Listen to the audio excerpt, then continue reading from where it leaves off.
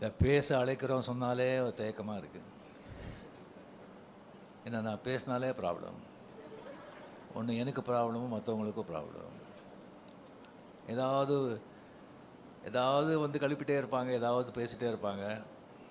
நான் சும்மா இருந்தால் இவர் என்ன பேசவே மாட்டேங்கிறாங்க, வாயில் என்ன குலக்கட்டே வச்சுருக்காரா அப்படின்னு சொல்லி கலாட்டா பண்ணுவாங்க, கிண்டல் பண்ணுவாங்க. பேசுனா இப்போ பேசு அப்படின்னு சொல்லுவாங்க. மற்றவங்க வந்து இவர் பேசாமல் இவர் பேசியிருக்கக்கூடாது அப்படின்னு சொல்லுவாங்க. ஸோ என்ன பண்ணுறது? ஸோ ரொம்ப நாள் கழித்து நான் தெரிஞ்சுக்கிட்டேன், நம்மளை பிடிக்காதவங்களுக்கு நம்ம என்ன செஞ்சாலும் எது பண்ணாலும் பிடிக்காது. நம்ம பிடிச்சவங்களுக்கு நம்ம என்ன செஞ்சாலும் எது பண்ணாலும் பிடிக்கும்னு நினைக்கிறது முட்டாள்தனம். ஜாக்கிரதையாக இருக்கணும். இந்த விழாவுக்கு வந்திருக்கிற கலைப்புலி தானு சார் அவர்களே, தமிழ்குமரன் அவர்களே, கண்ணன் அவர்களே, மதுரை செல்வம் அவர்களே, சிம்ரன்ஜி அண்ட் பத்திரிகை நண்பர்கள் அனைவருக்குமே என்னுடைய அன்பார்ந்த வணக்கங்கள். முக்கியமாக வந்து கமல்ஹாசன் சார் அவர்கள் அண்ட் அஸ்வத் மாரிமுத்து. கமல் சார் வந்து இப்போ சொன்னாங்க வந்து இந்த ஆஃபீஸ் ஓப்பனிங் அப்போவே வந்து டெரஸில் வந்துட்டு ரஜினி இப்போ ஆஃபீஸ் பெருசாக ஸ்டார்ட் பண்ணிவிட்டேன், இந்த ராஜ்கமலுக்கு ஒரு படம் பண்ணணும் அப்படின்னு. சரி அப்படின்னு சொல்லி அதுக்கப்புறம் அவரும் பிஸி ஆகிட்டார், நானும் வந்து நான் பிஸி ஆகிட்டேன். ஸோ அதுக்கப்புறம் வந்து ஒரு சீரியஸாக சிவாஜிக்கு அப்புறமா வந்து பேசுகிற மாதிரி இருந்தது. அதுக்கப்புறம் ஒரு வாட்டி லாஸ்ட்டு வரும்போது அவர் டோன்லேயே கொஞ்சம் இதாக இருந்தது, படம் பண்ணணும் அப்படின்னு. சரி சார் நம்ம பண்ணலாம் அப்படின்னு சொல்லிட்டு இது வந்து டைரக்டர் வந்து ஆக்சுவலாக பார்த்திங்கன்னா அஸ்வத் மாரிமுத்து வந்து இது 4வது டைரக்டர். ஃபஸ்ட்டு நம்ம பண்ணும்போது ரவிக்குமார் ஃபிக்ஸ் பண்ணியிருந்தோம். சரி அது வந்து சரியாக திஸ்திங் வரலன்னு சொல்லி அப்படியே வந்து இதாகிடுச்சு. அதுக்கப்புறம் நம்ம சுந்தர் சி சாருக்கு வந்து வேறு ஒரு படம் இருந்தது, கொஞ்சம் டிலே ஆகிட்ட மாதிரி இருந்தது. அதனால் நம்ம இது வந்து நான் விலகிக்கிறேன் சார், நம்ம அப்புறம் பண்ணிக்கலாம் அப்படின்னு சொல்லி இதாச்சு. அதுக்கப்புறம் நம்ம சிவி சக்கரவர்த்தி, அவர் கதையெல்லாம் கேட்டு ரொம்ப நல்லா இருந்தது. பட் என்ன சொல்ல, ரொம்ப சென்சிட்டிவ் சப்ஜெக்ட் அது ஒரு கம்ப்ளீட்லி ஒரு நியூக்ளியர் சயின்டிஸ்ட் பற்றி, அந்த நியூக்ளியர் வெப்பன்ஸ் பற்றி, ஷூட்டிங் ஆப்கானிஸ்தான், ரஷ்யா, அந்த மாதிரியெல்லாம் ஒரு ரொம்ப நைஸ் சப்ஜெக்ட். பட் ரொம்ப ரொம்ப சென்சிட்டிவ், ரொம்ப ரொம்ப ஜாகிரதையாக டீல் பண்ணுறோம், டைம் கன்சியூமிங். ஸோ அதனாலே வந்து அதை வந்து நம்ம அப்புறம் இது பண்ணிக்கலாம் அப்படின்னு சொல்லும்போது தான் அஸ்வத் மாரிமுத்துவை நம்ம வந்து இந்த படத்துக்குள்ளே வந்தார். இப்போ கமலில் முதலே சொன்ன மாதிரி இந்த டென்ஷன் எனக்கு வந்து ஏன் அப்படின்னு சொன்னால், கமல் வந்து கூப்பிட்டு ரஜினி நான் கதையும் கேட்க மாட்டேன், எதுவும் கேட்க மாட்டேன், நான் எல்லாத்தையும் உங்ககிட்ட விட்டேன், நீங்கள் என்ன சொல்கிறீங்களோ அதை நீங்கள் பண்ணுங்கள் அப்படின்னு சொல்லிட்டாங்க. அதே தான் பெரிய ஒரு டென்ஷன் ஆகிடுச்சு நமக்கு. ஃபுல் ரெஸ்பான்சிபிலிட்டி நம்ம போட்ட பிறகு அவ்வளோ பெரிய ஒரு ஜாம்பவான் சொன்ன பிறகு தான் எனக்கு வந்து அதுக்கப்புறம் வந்து அவர்கிட்ட நான் சொன்னேன், இல்லை கமல் சார் இந்த கதையெல்லாம் வேண்டாம், எல்லாம் நம்ம தலையில் கட்டிடாதீங்க, நீங்கள் கதையை கேட்டு நீங்கள் ஓகேன்னு சொன்ன பிறகு தான் நான் வந்து ஃபோர்ஸ் பண்ணி அந்த கதையை கேட்டார்.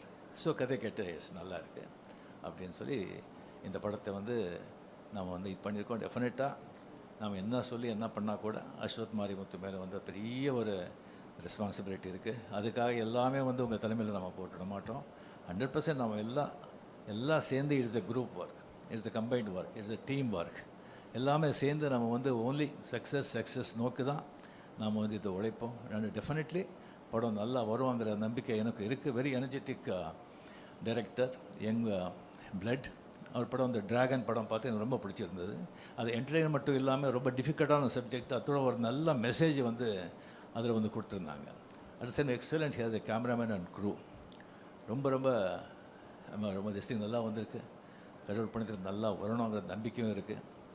அண்ட் கமல் என்னுடைய வந்து ஃப்ரெண்ட்ஷிப் பற்றி ஆல்ரெடி நம்ம எவ்வளோ சொன்னால் கூட அது வந்து கம்மி தான். அவர் வந்து எனக்கு வந்து அவர் செஞ்சுருக்கிற எனக்கு வந்து உதவியா இல்லை என்கரேஜ்மெண்ட்டா இல்லை கோஆப்ரேஷனாக என்ன சொல்கிறதுன்னு சொல்லி அதுக்கு வந்து நிறைய பேர் தெரியாது. 75, 76, 77 அவர் வந்து மிகப்பெரிய ஸ்டார். அப்போ தான் நான் புதுசாக வந்ததெல்லாம். இளமை மஞ்சளாகிறது நிறைய பேர் பார்த்துருப்பீங்க. அதில் வந்து எவ்வளோ பெரிய பேர் புகழும் எனக்கு வந்து கொண்டு வந்து கொடுத்த படம் அது. அதில் முதல்ல நான் பண்ணுறதா இல்லை, அந்த கேரக்டர் வந்து ஜெய் கணேஷ் பண்ணுறதா இருந்தது. நான் அது கன்னடா, தெலுங்கு, தமிழ் தான் பண்ணிகிட்டு இருந்தேன். அவர் டேட் கேட்கும்போது டேட் கிடையாது. அப்புறம் கமல் வந்து ஃபோன் பண்ணி இன்சிஸ்ட் பண்ணி, இல்லை சார் இளமை மஞ்சள் ஆகிறதுன்னு போடுறீங்க, நீங்கள் ரஜினி போடுங்க, ஸ்ரீதர் சார்கிட்டே சொல்லி, அதுக்கப்புறம் அவரே என்னை ஃபோன் பண்ணி, ரஜினி நான் கூட டேட்டெல்லாம் அட்ஜஸ்ட் பண்ணி தான் பண்ணுறேன், நீங்கள் பண்ணுங்கள் வாங்க நல்லா இருக்கும் அப்படின்னு சொல்லி அவரால் தான் அது இளமை கொஞ்சம் அழைக்கிற படமே நான் பண்ணது. அதில் ஒரு சீக்வன்ஸ் வருது, அது படம் பார்த்தவங்களுக்கு தெரியும். கமல் வருவாங்க, நான் இந்த பக்கம் நின்றுட்டு அவர் பேர் கூப்பிட்ற, கமல் இந்த பக்கம் பார்க்குறாரு, இங்கே இங்கே அப்படிங்கிற. இன்னும் ஒரு வருதுக்கு முன்னாலே வந்து நான் டைரக்டர் சார் ஸ்ரீதர் சார்கிட்ட பேசும்போது நான் இப்படி பண்ணுறேன்னு சொல்லும்போது, சரி நல்லா இருக்குது, பட் கமல் ஒன்றும் தப்பாக நினைக்க மாட்டாரா அப்படின்னு கேட்டார். இல்லை சார் டெஃபினட்டாக நினைக்க மாட்டார். சரி பார்க்கலாம். சரி வந்தாங்க கமல் இப்படி நான் சொல்லிட்டு இங்கே இங்கே கமல் ரஜினி சூப்பர் அப்படின்னு சொன்னார். So Suriya sir we appreciated so much, எவ்வளோ அண்டர்ஸ்டாண்டிங் இருக்குது, ஸோ நைஸ் அப்படின்னு. ஸோ ஈவன் அந்த ஆடுபுலி ஆட்டம், அது படம் பார்த்தவங்களுக்கு தெரியும். ஒரு மோட்டர் பைக்கில் ஷேவ் பண்ணிகிட்ருப்போம். ஷேவ் பண்ணிகிட்டு இருக்கும்போது இன்ஸ்பெக்டர் இன்ஸ்பெக்டர் வந்துடுவான், போலீஸ் வந்துடுவோம். அப்படியே ஓடி போகும்போது அதுக்கப்புறம் பைக்கில் போகும்போது அவர் ஷேவ் பண்ணிட்டு தானே இருந்தேன். சரி ஷூட் பண்ணும்போது சார் அந்த ஷேவ் பண்ணிவிட்டு நான் ஓட்டுறேன் அப்படின்னு சொல்லும்போது எஸ்பி முத்துராமன் ஷேவ் பண்ணிவிட்டு ஓட்டுறதா, ஐயோ என்ன இது, அதெல்லாம் வேண்டாம். அப்போ கமல் பக்கத்தில் இருந்தார். சார் நல்லாயிருக்கும் சார், அது இதெல்லாம் புதுசு, அவர் புதுசு பண்ணால் நல்லாயிருக்கும். இந்த மாதிரி நான் சொல்லிகிட்டே போகலாம். அந்த மாதிரி ஒரு கமல் செஞ்ச அந்த உதவிக்கெல்லாம் என்கரேஜ்மெண்ட்டுக்கெல்லாம் அவருக்கு அது சொல்லிகிட்டே போகலாம். அது டெஃபினெட்லி. ஸோ இந்த படம் நாம் பண்ணுறது ராஜ்கமலில் எனக்கு அவ்வளோ சந்தோஷமாக இருக்குது, அவ்வளோ ரெஸ்பான்சிபிலிட்டியாக இருக்குது எனக்கு.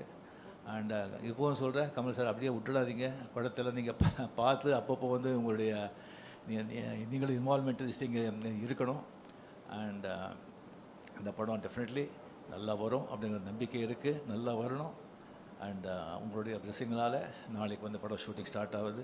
அண்டு சிம்ரன்ஜி கூட ஆஃப்டர் பேட்டை என்னுடைய பேர் ரொம்ப ரொம்ப ஜனங்கள் லைக் பண்ணாங்க. அது ரொம்ப கம்மியாக இருக்குது அப்படின்னு நினச்சாங்க. ஸோ இந்த படத்தில் ஃபுல்லாக நல்ல சீன்ஸு அண்ட் நல்ல கேரக்டர்ஸ் அதெல்லாம் இருக்குது. நல்ல ஒரு அஸ்வத் சொன்ன மாதிரி நல்ல ஒரு என்டர்டெயின்மெண்ட்டோட நல்ல ஒரு த்ரில்லர் இந்த படம் with Anis music. And last but not least Mahendran, அவரை பற்றி என்ன சொன்னாலும் எவ்வளோ சொன்னாலும் அது கம்மி தான் ஆகும்.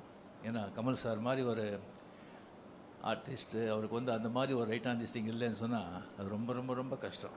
ஏன்னா அவருடைய இதே வேறு, அவர் பணம் அது இதை பற்றியெல்லாம் அதெல்லாம் அவருக்கு சினிமா க்ரியேட்டிவிட்டி அதில் தான் ஒரு வாழ்க்கையே. அதுக்கு கரெக்டாக அவர் போக்கில் விடாமல் கொஞ்சம் பிடிக்கிறதுக்கு மகேந்திரன் அந்த மாதிரி அவர் கிடைச்சது எனக்கு மிக மிக சந்தோஷம். நன்றி, தேங்க்யூ.